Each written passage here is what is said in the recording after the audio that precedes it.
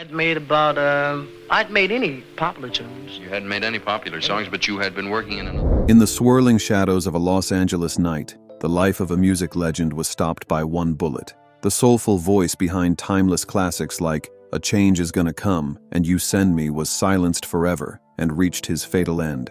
But as the screaming headlines trumpeted that it was a senseless murder, a darker truth lurked behind the scenes. One so devastating that it would render the minds of fans wondering what happened to Sam Cooke on that fateful night. Join us as we delve into all you need to know about Sam's death and the secret that followed him to the grave. The genesis of an icon. It might be right to say, no one can ever again create an instrument as good as Sam Cooke's voice. A phenomenal combination of range, clarity, and passion.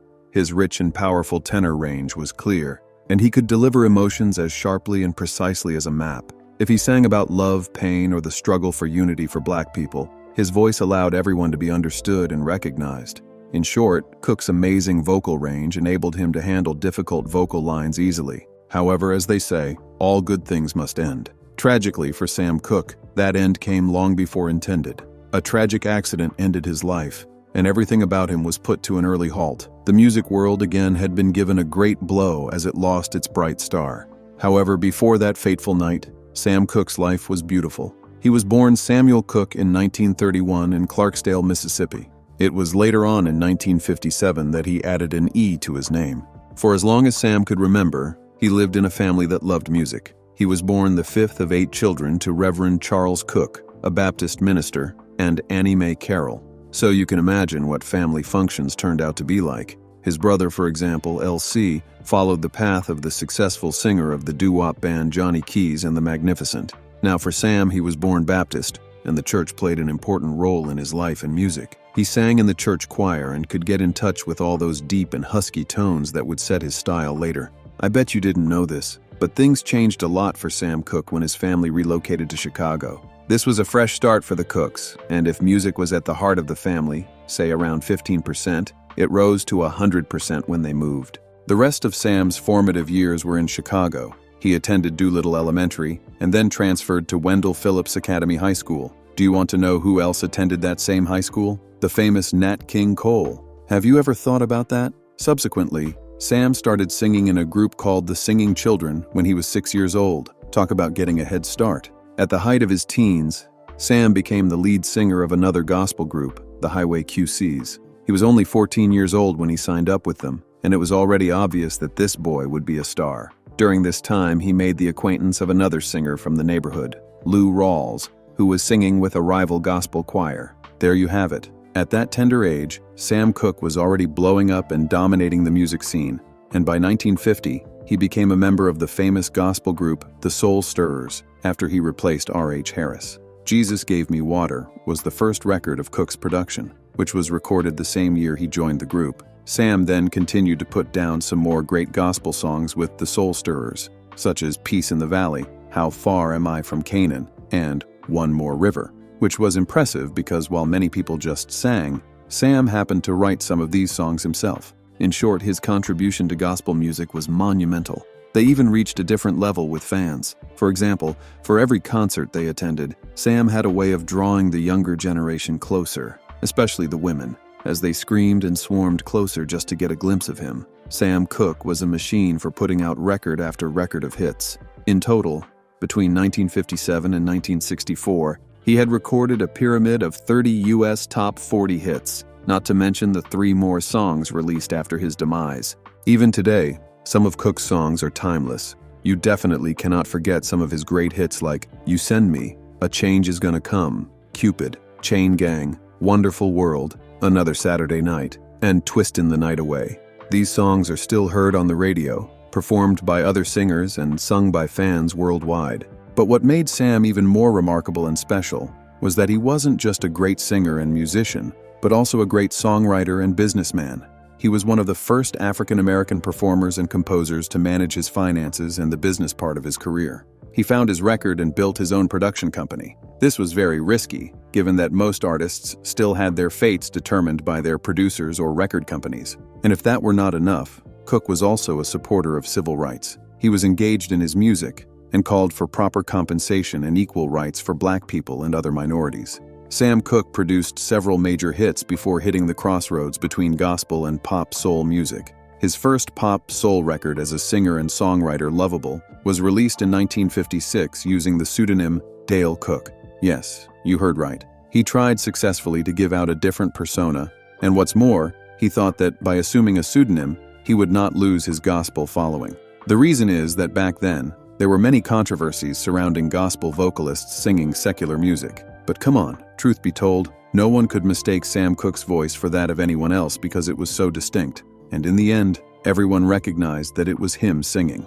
Subsequently, the head of Specialty Records, Art Rupe, permitted Sam Cooke to get back to recording secular music under his real name.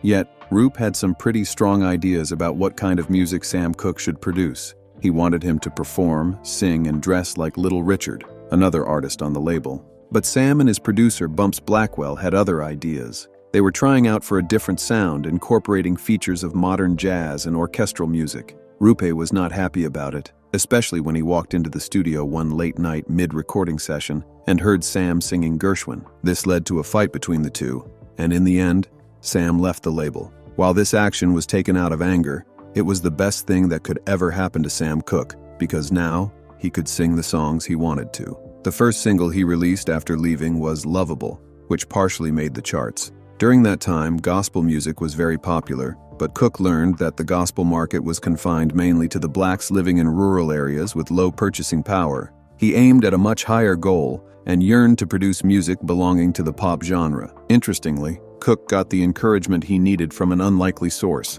his pastor father. Cooke listened when his father said to him one day, "It's not what you sing that's important, but that God gave you a voice and musical talent. The true use of his gift is to share it and make people happy." And that was when Cooke made the big decision to move to the pop genre and change his name to Sam Cooke. At this time, Sam was in a relationship with his first real girlfriend, Barbara Campbell, a junior high school classmate while growing up, and she was certainly the girl he loved the most. However, Barbara knew that with Sam being on the rise of his career in gospel and pop music, he would often be out of town. It was hard to accept, but she knew so many women would do anything to be in the presence of their favorite singer, the great Sam Cooke. After all, he was one of the top young black male singers of his time, alongside Jesse Belvin and Lloyd Price. And not only that, he was seen as the most good-looking black man of his generation. However, as you know, with great fame comes great temptation. Sam was admired and adored by women, and who knows, these relationships may have allegedly contributed to his demise. Are we ever going to know the true story of Sam Cooke's final moments and whether his affairs are responsible for his later demise? Stay glued to this story until the very end to find out. Sam's relationships. In 1952, things were about to get a whole lot messy for young Sam Cooke. At the time, his girlfriend Barbara Campbell had just learned she was pregnant with their daughter Linda. However, Sam had also been involved with other women, and it appears he impregnated not only one but 3 other women at different times. The young lady Maxine Somerville from Cleveland had come to visit Sam in Chicago. She had only known Sam when his father worked in a church in Cleveland sometime and had fallen for the young singer. Maxine then delivered Sam a second daughter, Denise. Next was Evelyn Jackson, a Chicago-based woman whose relationship with Sam was intimately limited to a couple of escapades. She also later gave birth to a daughter, Paula. Although Sam's relationships with these ladies were a fling, the effects were in for the long run. However, Evelyn was not the last of the women Sam had an affair with. He impregnated a young woman named Connie Bowling when he was in Philadelphia, who gave birth to Sam's only surviving son, Keith. After the success of You Send Me, the next thing Sam knew was that he was entering the big leagues. At that time, Evelyn and Connie decided it was finally time to get child support from him. Among all the women in Sam Cooke's life, Barbara Campbell was the only woman who still harbored the light of a flicker of having a relationship with him, even though Sam cheated on her many times and even had children with other women. On the other hand, Paula's mother, Evelyn Jackson, and Keith's mother, Connie Bowling, went on to live their lives. Both women remarried, meaning they kept their children away from him most of the time.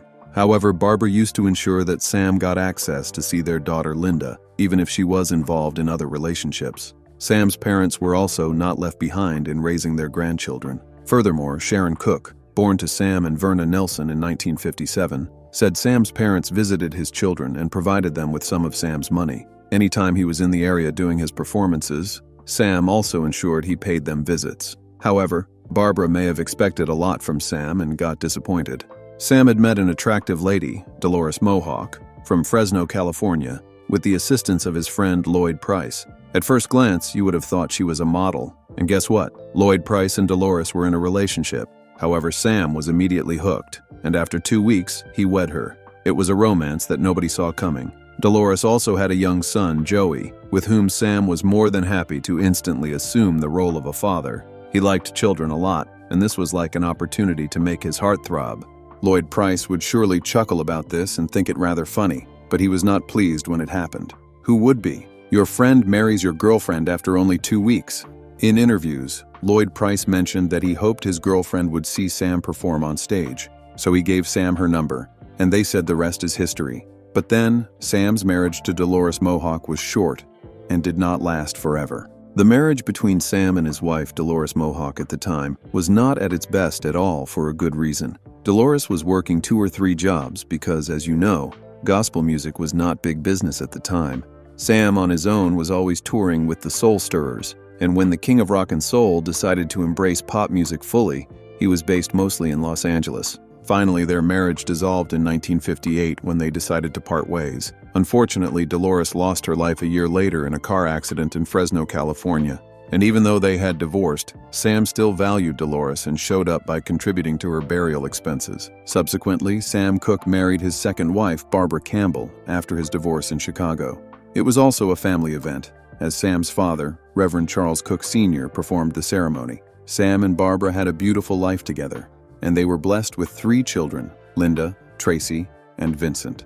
But their joy was cut short as a year later, their young son Vincent died in the family swimming pool in 1963. It was a big blow for the family, one they would bear for the rest of their lives. But that's not where all the tragic incidents end. This particular event is the kind you would never even wish for your enemy. Sam Cooke and his buddies Cliff, Lou, and Eddie had a delay that wasn't entirely due to stress, but because there was too much fun to be leaving on time. When they eventually set off in the car, their trip got cut short in the worst manner. They found that the road between St. Louis and Memphis was a 2-lane road, and traffic was rather heavy. Eddie, who decided to compensate for the lost time, sped off. It was around 8 p.m. when he reached a big hill, only to run into a huge cottonseed truck that had pulled over for a soybean truck. There was hardly any space to turn around or employ any trick. The car skidded in front of the truck, and Eddie crashed underneath it. The impact was sickening, with Sam dozing off in the front passenger seat and sustaining some minor injuries.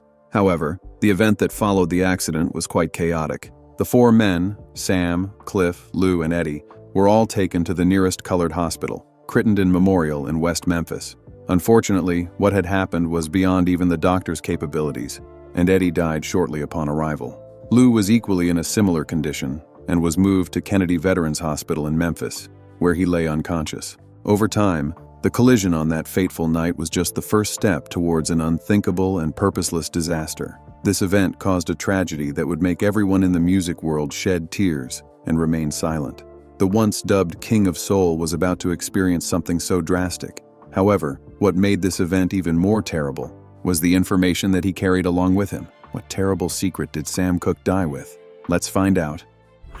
The tragic end of a soulful voice. December 11, 1964 became one of the most tragic days in history. It was the day Sam Cooke's promising life was senselessly taken from him. The police had got 2 phone calls that evening, the firing of weapons and then a kidnapping, both from the Hacienda Motel in South Central Los Angeles. However, when the officers got there, they were greeted with the deceased body of Sam Cooke. Investigations kicked off almost immediately, and it was found that Sam Cooke had suffered a penetrative bullet injury in the chest, which pierced his heart. The motel's manager, Bertha Franklin, said she shot Cooke in an act of self-defense, a statement that his friends dismissed because nobody could ever believe somebody with a sweet nature like Sam Cooke could pose a threat to anyone. But then, Evelyn Carr, the motel owner, gave a different version altogether. She claimed she was on the phone with Bertha Franklin during the event and heard it all: Cooke's intrusion, the struggle, and the firing. Carr decided to call the police. Unfortunately, they came too late. Sam Cooke was no more. When the news of Cooke's demise was out, it sent shock across the music world. How could this have happened to a man who had inspired joy in thousands of his fans back home? You could draw a picture of the events that led to Sam Cooke's demise from the police's report. The report indicated that Cook had registered in the hotel with a woman, Elisa Boyer, in the evening. However, things took a downward spiral when Cook started knocking aggressively on Bertha Franklin's office, demanding to know where the girl was. According to Franklin, Cook only wore one shoe and a sports jacket when he broke into Franklin's office, dragged her hands, and asked about Elisa Boyer, but Franklin's testimony did not stop there. She said she fought with Sam Cook to the extent that they both started rolling on the floor. That was when she took the opportunity to escape and ran back to get a gun. At some point, the tables turned, and Franklin claimed she fired in defense to save her life as she was in danger. Sam was hit once in the abdomen, and in confusion he said, "Lady, you hit me." However, Franklin claimed that Sam was still able to move after being shot, and he allegedly threatened to attack Franklin again, which led her to hit a broomstick on his head. Cook then fell to the floor and later died of his injuries. The event led to a coroner's inquest to establish the cause of Sam's demise. But as the investigation proceeded, more questions emerged. While Bertha Franklin was holding the terrible spectacle on the witness stand, was her story complete, or were there other aspects that were less obvious? Elisa's account of the tragic event was quite different. She said she had been with Sam Cook, and they had been dancing together earlier that evening at a local nightclub. But the story quickly turned sour when Cook was said to have gotten drunk and declined to take Boyer home as she insisted. Instead, he took her to the Hacienda Motel, a black-owned enterprise located in the south-central part of Los Angeles. Boyer noted that Sam Cook appeared to be well acquainted with the layout of the motel, as if he had been there before. In her testimony to the jury, she mentioned that Cook physically held her down on the bed, removed her clothes except for her underwear, and proceeded to molest her. At that point, Boyer stated that she believed Cook was planning to maltreat her, and to escape, she told Sam she needed to use the restroom. However, it was tightly closed when she attempted to run out the window. At that point, the only option for Boyer was to get back to the room, only to be attacked by Cook again. Soon enough, she saw her opportunity when Cook went to urinate. Immediately, she sprang naked from the bed, picked her clothes, and in that same haste, took most of Cook's dressing with her. As soon as she made her way out of the room, her desperate search for help began. She ran to the office, knocked on the manager's door, and pleaded to be locked inside. However, she said the manager took so long before responding that she felt Sam Cook would soon be behind her. Finally, with nowhere else to go, Boyer hurried out of the motel before the manager could open the door. Not one to give up so easily, Boyer quickly wore her clothing, hid Cook's clothing to delay him if he started looking for her, and went to the nearest telephone booth. From there, she proceeded to call the police and tell them the story of how she had just escaped. Boyer's testimony of that horrific night is the only known testimony. However, eyewitnesses mentioned that Boyer appeared to be having a great time earlier at Marconi's restaurant before she alleged that Sam assaulted her. Nonetheless, some insist that just because a woman appears to have fun during dinner doesn't mean she is in for anything other than dinner. Subsequently, when they probed further into the matter, more information came to light. The restaurant employees and Sam Cook's friends reported that he had a large amount of cash later that evening while at Marconi's. However, when police searched Elisa Boyer's purse, they found only a $20 bill. And when the police searched Cook's Ferrari, they found a money clip containing $108 and a few coins near the ashtray. This must have been the conviction they needed because they finally went with Bertha Franklin's version of the event, supported by Evelyn Carr's testimony. Boyer and Franklin too underwent a polygraph test, and the results asserted that it was an act of self-defense. With this evidence, the jury found out that the shooting was a justifiable homicide and officially put a seal on Cook's case. Yet, it did little to dispel the rumors surrounding the mysterious demise of Sam Cook. There may have been a lot of talk, but people never believed the official report on Sam Cook's terrible demise. Yes, Elisa Boyer, Bertha Franklin, and Evelyn had corresponding testimonies, but people close to the artist were barely convinced because they felt there was a lot more to the story than they had heard. The boxer, Muhammad Ali, a good friend of Cook, was quite open about his uncertainty. He said, if Cook had been Frank Sinatra, the Beatles, or Ricky Nelson, the FBI would have been investigating. Muhammad Ali wasn't the only one who had opinions about this event. Singer Etta James also thought long and hard about what went down. She got to see Cook's body before his burial, and what she saw was quite gruesome. In Etta's words, after the fight, Cook's head was almost torn from his shoulders. Both his hands and fingers were smashed, and his nose was disfigured. And if you thought long and hard about his appearance before he was laid 6 feet into the ground, you might realize something was off. While some theories hold a lot of truth about Sam Cook's strange demise, some have even placed the blame on his manager, Alan Klein, who owned Tracy Limited and had every right to all the recordings that Cook produced. Of course, you could think of this as a mere conspiracy theory, because no proof has been provided to back this idea up. Nevertheless, many fans came out to mourn and honor him in the only way they could. They just wanted to be as close to him as possible for the last time. However, some failed to achieve their goal because the coffin was covered with glass. But then, the scene soon became chaotic. A Chicago defender went further to point out that a blind woman was easy prey in the stampede and had to be rescued by the workers from the funeral home. The first funeral service, according to tradition, was conducted on the 18th of December 1964 in Chicago at A.R. Leak Funeral Home. The numbers that turned up were surprising, as 200,000 fans waited to look at Cook's body. After the first funeral service was held in Chicago, the body was flown back to Los Angeles, where the second funeral service took place at the Mount Sinai Baptist Church. It occurred on the 19th of December, and the guest performer was Ray Charles, who replaced Bessie Griffin, who originally was meant to perform a number but couldn't go through it because of grief. Cook was buried at the Forest Lawn Memorial Park Cemetery in Glendale, California. Although the music industry had not yet recovered from Sam Cooke's death, his music went on, touching and inspiring anybody it came in contact with. In the month of his demise, 2 tracks and an album were released, which allowed his fans to enjoy his creations. One of those singles, Shake, became a popular song around that time and ranked top 10 on the pop and R&B charts. Another song that became popular during that period was A Change Is Gonna Come, as it became the anthem for the civil rights movement. For African American singers, A Change Is Gonna Come was so unprecedented that it wasn't just any other song. It also sent a message about the struggles of African American communities. It reached the top 40 on the pop chart and the chart for R&B success, reaching the top 10, and its impact continued to be felt for generations. While Cook's music was busy uniting people, conflicts began to arise from his death. The woman who fired bullets at Cook, Bertha Franklin, reported that she was threatened with death almost every day. She resigned from her employment with the Hacienda Motel and fled the state for her dear life. Franklin also sued Cook's estate for compensatory damages with $2 million. She then claimed that she was barely getting by physically and mentally due to the attack from Cook. However, in 2002, Barbara Womack, acting lawyer for Cook's estate, filed another lawsuit against Franklin for $7,000 to offset Sam Cooke's burial cost. At the end of everything, the courts gave Franklin $30,000, a quarter of what she wanted.